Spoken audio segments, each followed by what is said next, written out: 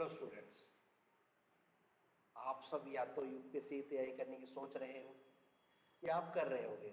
लेकिन सबसे बड़ी जो दिक्कत आ रही होगी कि जब आप यूपीएससी की तैयारी कर रहे हो तो आपको पैटर्न नहीं पता कि यूपीएससी का एग्ज़ाम कैसे होता है, कितनी स्टेजेस होती है, और अगर पता भी है तो लिटिल बिट थोड़ा बहुत कन्फ्यूज़न है। आपकी यही कन्फ्यूज़न दूर करेगी आपकी वीडियो।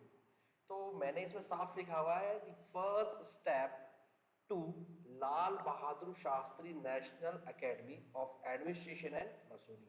ये कहाँ पर है? मसूरी। जो तैयारी कर रहे हैं उनको पता है कि मसूरी कितना इम्पोर्टेंट है। यहीं पे आपकी एग्ज़ाम पास करने के बाद ट्रेनिंग होती है एडमिनिस्ट्रेशन की, ठीक है। लेकिन इससे पहले आपको एग्ज़ाम पास करना होता है। वो किस तरह होता है? तो ये एग्ज़ाम स्टेजेस में डिवाइड किया हुआ है।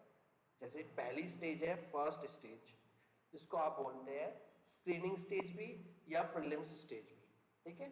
ये जो स्टेज होगी आपकी स्क्रीनिंग और प्रीलिम्स, देखिए ये जो प्रीलिम्स स्टेज होती है ये इसमें दो पेपर होते हैं, एक जीएस स्टडीज पेपर 1, एक जीएस स्टडीज पेपर 2, जिसको आप कॉमन भाषा में आप सी सेट भी बोलते हो, ठीक है। जो ये प्रीलिम्स स्टेज होती है ये होता है ऑब्जेक्टिव इन नेचर, मतलब कि इसमें जो क्वेश्चन आते हैं वो यहाँ आपके ऑप्शंस दे रखे होंगे, जैसे ए, बी, सी और डी। इसमें से आपको बेस्ट ऑप्शन चुनना है। क्या चुनना है? बेस्ट। हो सकता है कि वो ऑप्शन जो आप सोचते हो वैसा ना हो, लेकिन जो सबसे नियरेस्ट होगा वो उसका आंसर होगा। इसमें जो क्वेश्चंस आते हैं बेशक वो पेपर 1 हो या 2 हो, वो 200 मार्क्स का होता है। तो अगर मैं पेपर 1 की बात करूं तो इसमें आपको 100 क्वेश्चन मिलेंगे, 2 मार्क्स ईच होगा, और यहां पर इस पेपर 1 पे आपकी मेरिट बैठेगी, मतलब कि आप सेकंड स्टेज के साथ क्वालिफाई कर रहे हो या नहीं, ये आप पेपर 1 डिसाइड करता है। उसके साथ साथ जो पेपर 2 होता है उसमें आपके आते हैं 80 क्वेश्चंस। ये क्वालिफाइड नेचर है, आपको मिनिमम 33% आपको स्कोर करना है। अप्रोक्सीमेटली ये 27 क्वेश्चंस बैठते हैं आउट ऑफ 80, जो बच्चा आसानी से कर सकता है, ठीक है। इसमें जो वो सब्जेक्ट आते हैं वो भी हम आपको आगे बताएंगे। इसमें क्या क्या है कि कुछ चीजें दे रखे हैं यूपीएससी ने कि आपको वो चीज समझ में आनी चाहिए। कैसे? यूपीएससी जो पैटर्न है उसमें बोल रखा है पहला कि आपको पेपर 1 और पेपर 2 दोनों क्वालिफाई करना कंपलसरी है। ऐसा नहीं है पेपर 1 में आपने बहुत अच्छे नंबर लाए, पेपर 2 सी सेट में आप क्वालिफाई नहीं कर पाए तो आप मेंस के लिए एलिजिबल नहीं है, आप वहां से दौड़ से बाहर हो जाओगे। दूसरा बोल रखा है कि ये जो प्रीलिम्स के जो भी नंबर होंगे आपके, जो प्रीलिम्स के जीएस पेपर 1 में आए होंगे, वो आपके फाइनल स्कोर में नंबर नहीं जोड़ेंगे, वो सिर्फ आपके स्क्रीनिंग है, ये स्क्रीनिंग पर्पस के लिए कि आपको हाँ आप मेंस देने के लिए आप एलिजिबल हो। ये दूसरी बात उन्होंने साफ साफ बोली है। तीसरा बोला है कि ये जो पेपर प्रीलिम्स का आएगा ये बाइलिंगुअल आएगा, वो हिंदी में भी आएगा इंग्लिश में भी आएगा, मतलब क्वेश्चंस आपके हिंदी और इंग्लिश दोनों लैंग्वेज में लिखे होंगे। मैं एक चीज और क्लियर कर देता हूं यहां, अगर आपको कभी कभी ऐसी स्थिति हो जाती है कि इंग्लिश में कुछ और बोल रहा है क्वेश्चन, हिंदी में क्वेश्चन कुछ और बोल रहा है, तो साफ वहां लिखा होगा कि इंग्लिश का जो वर्जन है वो ही फाइनल होगा, हिंदी का वर्जन कंसिडर नहीं किया जाएगा। तो आप ये मान के चलिए कि अगर आप हिंदी मीडियम से तैयारी कर रहे हो और आपको लगता है कि हिंदी में जो क्वेश्चन पूछा गया है उसका मीनिंग कुछ और निकल के आ रहा है, इंग्लिश में जो लिखा गया है उसी क्वेश्चन का मीनिंग कुछ और निकल के आ रहा है, तो आपको इंग्लिश वाला वर्जन फाइनल मानना है। ये यूपीएससी ने साफ बोला हुआ है, ठीक है। इस चीज का ध्यान रखना है आपको। तीसरा, इसमें नेगेटिव मार्किंग है 1/3। 1/3 का मतलब यह है कि अगर बाई चांस आपसे 3 क्वेश्चन गलत हो जाते हैं, ठीक है, तो जो आपका एक क्वेश्चन सही है वो भी गलत मान लिया जाएगा। तो उसको बोलते हैं 1/3 नेगेटिव मार्किंग, जो सबसे ज्यादा इंपॉर्टेंट है और यही आपकी एक्यूरेसी क्रिएट करेगा। जब आप प्रैक्टिस करोगे तो यही आपकी एक्यूरेसी क्रिएट करेगा, ये आपको ध्यान रखना है। जब ये सारा काम हो जाएगा, रिजल्ट आ जाएगा, तो आप मींस स्टेज 2 के लिए एलिजिबल हो जाओगे। ये आपकी स्टेज 2। स्टेज 2 क्या बोलती है? स्टेज 2 है आपकी सब्जेक्टिव इन नेचर। कौन सी? सब्जेक्टिव। सब्जेक्टिव मतलब डिस्क्रिप्टिव इन नेचर, आपको आंसर्स लिखने हैं और यहां से आपका टेस्ट शुरू होता है। जो मेन यूपीएससी एग्जाम है वो स्टेज 2 से स्टार्ट होता है, क्योंकि प्रीलिम्स के नंबर नहीं जुड़ते आपकी फाइनल मेरिट में। इसमें भी ये कुछ पेपर इसमें मेंस में क्वालिफाई नेचर के हैं, कुछ पेपर आपके मेरिट बेस के हैं। क्वालिफाई बेस का मतलब ये है कि आपको पासिंग नंबर तो लाने हैं, कम से कम पासिंग नंबर लाने हैं। अगर बाई चांस आप इन क्वालिफाई पेपर में भी फेल हो जाते हो किसी कारणवश, तो आप मेरिट में नहीं आओगे, आप फेल ही कंसीडर किए जाओगे। हर पेपर का टाइम पीरियड मिलेगा आपको 3 घंटे, जो स्कूल लाइफ में भी लगभग इतना ही मिलता था सबको। 3 घंटे में आपको करना है। अब इसमें पेपर कैसे कैसे होते हैं, तो मैंने आपको पहले बोला ये है qualify paper. Qualify paper, paper A, paper B. Paper A या कंपल्सरी इंडियन लैंग्वेज पेपर, आपको भारतीय संविधान में 22 भाषाएं मिलेंगी। उस 22 भाषा में से आपको एक कंसीडर करनी है और उस पे आपको एग्जाम देना है सॉरी। और वो पेपर आपका होगा 300 नंबर का। अब ये क्वालिफाई कितना करना है, आप मान के चलिए कि 25% पास होने के लिए चाहिए सॉरी 25% बैठते हैं इसके 75 नंबर्स। आप अगर सही ढंग से थोड़ा बहुत भी पढ़ रहे हो तो पासिंग हो जाता है, इसमें कोई स्थिति नहीं होती गंभीर वाली। बहुत सारे बच्चे हिंदी ले लेते हैं, हिंदी में क्वेश्चन क्या है, पर्यायवाची आ गए हैं, विलोम शब्द आ गए हैं, गद्यांश पद्यांश से कॉम्प्रिहेंसिव कहते हैं, ठीक है, वो सब चीजें तो बच्चा पास हो जाता है। ट्रांसलेशन आते हैं, इंग्लिश को हिंदी में करो, हिंदी से इंग्लिश में करो, ठीक है। ऐसे ही पेपर भी होता है इंग्लिश पेपर, ये भी ऐसे ही होता है, 300 नंबर का होता है और आपको इसमें भी कम से कम 75% स्कोर करना ही कंपलसरी है। और दोनों पेपर में पास होना भी जरूरी है, ये भी ध्यान रखना है। लेकिन दोनों पेपर के जो नंबर होंगे ये मेरिट में काउंट नहीं होंगे, तो आपका ये क्वालिफाइंग नेचर ही रहेगा, ठीक है। अब बात करते हैं हम आपके पेपर 1 की, जो मेन है, यहां से आपके नंबर जुड़ने लगेंगे। पेपर 1 आपका एस्से होता है। एस्से 2 मिलेंगे एक पेपर में, जैसे section A, section B. 125 number का ये, 125 नंबर का ये, चार इसमें वो मिलते हैं। सेक्शन ए में 4 मिलेंगे, 4 में से आपको एक करना है। ऐसी सेक्शन बी में 4 मिलेंगे, 4 में से एक करना है, और वो 250 नंबर का बैठेगा, लगभग 250 का, ठीक है। उसके बाद पेपर 2 होना है, ये जीएस पेपर फर्स्ट है। इसमें जैसे मैं बोल दूं कि आपकी वर्ल्ड ज्योग्राफी सिलेबस है, इसमें वर्ल्ड हिस्ट्री है, ऐसे कुछ सब्जेक्ट है जो इसमें साफ मेंशन किए हुए हैं। वो सब्जेक्ट से रिलेटेड आपके क्वेश्चन पूछे जाएंगे, 20 क्वेश्चन होंगे लगभग, और आप मान के चलिए कि यहाँ 250 मार्क्स का ये भी होगा। अब मैं आपको मेन चीज समझाता हूँ। अगर आप सीरियसली थोड़ी बहुत भी ढंग से पढ़ लेते हो कंसिस्टेंसी के साथ, तो अगर आप मान के चलो मिनिमम, बिल्कुल मिनिमम बात मान के चलता हूं, तो आप अगर यहां पर 100 नंबर ला रहे हो आउट ऑफ 250, ये भी सफिशिएंट है। और मैं बिल्कुल मिनिमम लेके चल रहा हूँ 100 नंबर, कि ऐसे में अगर आपको 50-50 नंबर में मिलने 125 में से, ज्यादा नहीं है, बहुत कम लिखे हैं, तब भी आपका आने की चांसेस हो जाती है। 100 नंबर इसमें आ गए, ऐसे 100 नंबर इसमें ले लीजिए, मैं इसमें 100 लिख देता हूँ, ऐसे ही आप 100 नंबर इसमें लिख लीजिए। 250 में 100 नंबर, 100 से ज्यादा ही आते हैं बच्चों के अगर 100 ढंग से पढ़ रहा होता है, लेकिन फिर भी मैं मान के चलता हूँ 100 नंबर इसमें हो गए। ऐसे ही पेपर 2 होगा, इसमें भी आप 100 नंबर मान के चलिए सॉरी। ऐसे ही पेपर 3 होगा, इसमें सब सब्जेक्ट डिफाइन है, इसमें 100 नंबर मान के चलिए। ये एथिक्स का पेपर है, इसमें भी 100 नंबर मान के चलिए। एथिक्स में तो आप ज्यादा स्कोर कर सकते हो, क्योंकि ये केस स्टडीज है, आपकी कॉमन सेंस ज्यादा यूज होगी, मोरल वैल्यू ज्यादा यूज होंगी, तो ज्यादा आ सकते हैं, लेकिन मैं इसको 100 ही मान के चल रहा हूं। अब आता है आपका पेपर 4 जो ऑप्शनल है। ऑप्शनल सब्जेक्ट आपने वो ही लिया होगा जिसपे आपकी कमांड अच्छी होगी, जिसमें आपका इंटरेस्ट होगा, आपके पास कंटेंट होगा, लिखने की वैरायटी होगी। तो आप मान के चलिए इसमें आपको 350 प्लस स्कोर करने हैं सॉरी, ठीक है। और हो जाते हैं आराम से, ये बड़ा पहाड़ नहीं है। आप जिसका आपकी कमांड अच्छी है, सब्जेक्ट पे कमांड अच्छी है, आंसर राइटिंग आपकी अच्छी हो रखी है, तो आराम। इसमें 2 पेपर होते हैं, 250 का पहला पेपर, 250 का दूसरा पेपर। जैसे मेरा ऑप्शनल था ज्योग्राफी, तो पेपर 1 और पेपर 2, एक में आपकी वर्ल्ड ज्योग्राफी दे रखी थी, एक में इंडियन ज्योग्राफी दे रखी, मैप्स भी दे रखे थे। ठीक है, अच्छा खासा उसमें मैथ्स में स्कोर हो जाता है, 20 से 20 नंबर आराम से स्कोर हो जाते हैं, लेबलिंग करनी होती है। ठीक है, तो आप मान के चलिए ये इतना मिनिमम स्कोर करोगे तो आपका ये टोटल जो मेंस का पेपर होता है ये 1750 मार्क्स का होता है। अब देखिए 350 नंबर, ये 400, 500, 600। ठीक है, ये 600 हो गए पेपर, फिर 700 और ये 800। तो 800 नंबर तो आपके यहीं आ रहे हैं 1750 में से। कितने? 800। मैं यहां लिख देता हूं, और ये 50 नंबर है तो 850 हो जाएगी ये।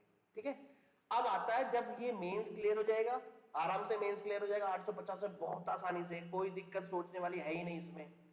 थर्ड स्टेज आती है। थर्ड स्टेज क्या कहती है? इंटरव्यू। अगर आपके इसमें नंबर 850 है, 275 का इंटरव्यू होना है, तो आप लास्ट के जितने भी अभी तक रिजल्ट आए उसमें मान के चलिए कि किसी ने भी, ज्यादातर अगर नंबर अच्छे हैं 800 करीब है, तो 200 से नीचे नंबर नहीं दिए।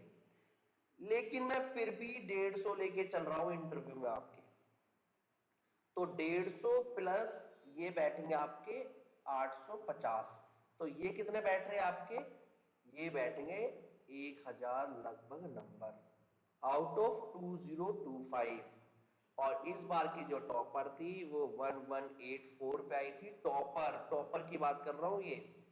और यहां पर आपको, अगर आप जनरल कैटेगरी के हैं तो आप मान के चलिए कि आपने अगर पहली प्रेफरेंस ये दी है तो आप आराम से बैठ जाइए, आप मेरिट में हो। कब मेरिट में हो? जब मैंने बोला मिनिमम 100 नंबर सब में ले आओ, मिनिमम, और अपना ऑप्शनल सॉलिड कर लो। ठीक है, तब ये सब चीजें हैं। दूसरा देखो, आपकी कॉपी जाती है मेंस में, आप नहीं जाते, तो आप अपने आप को इस तरह से बना लो कि आप अपने विचार एक्सप्रेस कर सको लिखकर। जितना आप लिखकर अपने विचारों को एक्सप्रेस करोगे, फ्लो चार्ट्स के द्वारा, डायग्राम्स के द्वारा, तो आप ये मान के चलिए कि किसी में आपको 125 आ रहे हैं, जैसे एसएम बहुतों के 145, 150 तक आते हैं आउट ऑफ 250। 100 तो मैंने बहुत कम लिखा है, लेकिन आपको दिखाने के लिए कि थोड़ी बहुत भी प्रिपरेशन करोगे कंसिस्टेंसी के साथ, तो आप मान के चलिए कि आपका सिलेक्शन पक्का है। अब इसके मार्क के बारे में लिख रखा है कि अटेम्प्ट कितने मिलेंगे, कैसे, तो मैं बता दूं कि 21 साल से लेकर जनरल के लिए 32 साल तक अटेम्प्ट है, जिसके अटेम्प्ट है कितने? 6 अटेम्प्ट। ठीक है, ओबीसी वालों के लिए है कि 9 अटेम्प्ट है, आप 35 साल तक दे सकते हो। और SC ST 37 साल तक कोई अटेम्प्ट है नहीं, 37 साल तक आप दे सकते हो। कितने भी 21 से शुरू हो जाओ, 37 तक देते रहो। जितने भी SC और ST है, मैं आपको एक चीज बता दूं, आप कुछ भी करो जीवन में, कुछ भी, लेकिन 21 से पेपर देना शुरू कर दो। थोड़ा बहुत कहीं से थोड़ी बहुत गाइडेंस ले लो, टाइम मिल रहा है तो ले लो, नहीं तो प्रीवियस ईयर देखते रहो। अगर आप 21 से दे रहे हो तो मान के चलिए 30 तक आपका सिलेक्शन हो जाएगा। कंसिस्टेंसी होनी चाहिए। ठीक है, तो आप सोचिए कि जब 21 से दोगे 30 तक, तो 9 अटेम्प्ट मिल जाएंगे। 9 अटेम्प्ट में अच्छा खासा पैटर्न समझ में आ जाता है कि कैसे आ रहे पेपर, कहां से आ रहे हैं, क्या पढ़ना है क्या नहीं पढ़ना है। तो मेरा मानना यह है कि अगर आप SC ST कैटेगरी के, तो इसका फायदा उठाओ। इस चीज सरकार ने आपको इसीलिए दे रखा है, आप नहीं उठाओगे तो कौन उठाएगा? बात समझ गई? इसका फायदा उठाओ और आप ईमानदारी से 21 साल में लग जाओ। और आपके पास रिसोर्सेज है, पापा अच्छी जगह कमाते हैं, सोर्स ऑफ इनकम है, तो आप मान के चलिए चुपचाप बढ़िया तरीके से प्रिपरेशन करिए। और ऊंची दुकान फी के पकवान के चक्कर में ना पड़ के एक मेंटर पकड़ लीजिए। वो मेंटर आपके भैया भी हो सकते हैं, दीदी भी हो सकती है, या किसी कोचिंग इंस्टीट्यूट, कोई भी कोचिंग इंस्टीट्यूट हो, वहां का कोई भी टीचर हो अच्छा, ताकि आप उनसे पर्सनली आपके आंसर चेक हो जाए। क्योंकि आपका जो सिलेक्शन है वो आपका आंसर्स है। आप कितने सुंदर दिखते हो, कितने बदसूरत दिखते हो, ऐसा कोई मैटर नहीं है। आपके आंसर्स बहुत अच्छे हैं, आपका सिलेक्शन होगा। ये आंसर आप चेक करोगे तो भैया अपने अंदर तो कोई गलती निकालता ही नहीं है। आपको तो एक वर्ड नया भी यूज कर लोगे तब भी ऐसा लगा कितना हाई फाई आंसर लिख दिया। तो आप इस आंसर को, आप जो भी आपका मेंटर होगा, बेशक वो कोचिंग इंस्टीट्यूट टीचर हो, आपके भैया हो, दीदी हो, जो भी हो, उसको पकड़ो।